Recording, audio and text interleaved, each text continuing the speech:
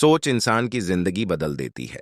अगर आपकी सोच छोटी है तो महल में रहकर भी आप गरीब रहेंगे, और अगर सोच बड़ी है तो कुटिया में रहकर भी आप राजा की तरह जिएंगे। आज की कहानी एक ऐसे राजा और भिखारी की है जिन्होंने हमें यह सिखाया कि असली दौलत हमारे मन और विचारों में छिपी होती है।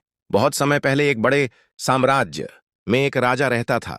उसके पास अपार धन, सोना, रत्न, हाथी घोड़े और सैकड़ों सैनिक थे, लेकिन फिर भी वह हमेशा दुखी रहता था। वह सोचता, मेरे पास सब कुछ है, फिर भी चैन क्यों नहीं? मैं खुश क्यों नहीं? हर दिन नए महल बनते, नए वस्त्र आते, लेकिन राजा की बेचैनी बढ़ती ही जाती। एक दिन राजा अपने महल से बाहर निकला। रास्ते में उसने देखा एक भिखारी सड़क किनारे बैठा है, लेकिन वह भिखारी गा रहा था, मुस्कुरा रहा था, और उसके चेहरे पर सुकून और संतोष झलक रहा था। राजा हैरान हो गया। उसने कहा, अरे, मेरे पास इतना सब कुछ होते हुए भी मैं दुखी हूं, और तेरे पास तो कुछ भी नहीं है, फिर भी तू इतना खुश कैसे है?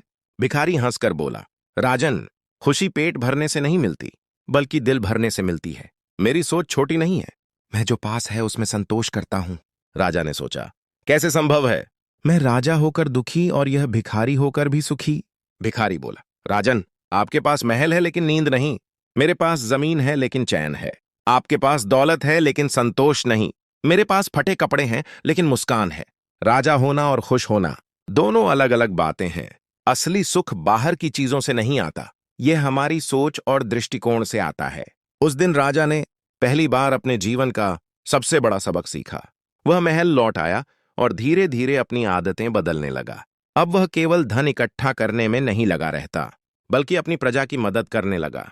गरीबों के लिए अनाज बांटने लगा, किसानों की परेशानियां सुनने लगा, और जैसे जैसे उसकी सोच बदली, उसकी जिंदगी भी बदल गई। राजा अब सचमुच सुखी था। दोस्तों, ये कहानी हमें सिखाती है, खुशी चीजों में नहीं, सोच में है। अगर आप सोच बदल लें तो आपकी दुनिया खुद ब खुद बदल जाएगी। राजा और भिखारी में फर्क सिर्फ कपड़ों का नहीं, बल्कि सोच का होता है। तो याद रखिए, आपके पास कितना है, यह मायने नहीं रखता, आप कैसे सोचते हैं, यही आपकी जिंदगी तय करता है।